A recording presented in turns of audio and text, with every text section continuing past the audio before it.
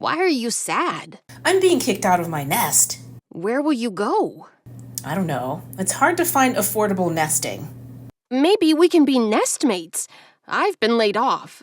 You know I used to work for the government. Right, the Squirrel Council. You should go over their heads and talk to the president of the Animal Council. That stupid-ass bitch? No way. She doesn't care if I have no place to store my nuts. Or even if I have any nuts. I bet she would break all my nuts.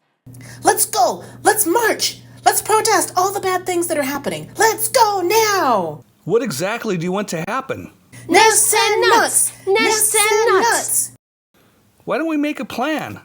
We'll write down exactly what we want. What if we got the Turtle Council, Squirrel Council, and Bird Council to work together? But I don't want to go to meetings. That takes too long. I'm angry now. What else can I do? I don't know what to do. Come with me. Tell me about your nesting problem. I'll tell you about my transportation problems and we'll make a plan. Then we can call Squirrel when we're ready to take action. I know where to start because I've been to the College of Constructive Hell Raising. Hey, Squirrel! Give the college some of your nuts. They need funding for next year.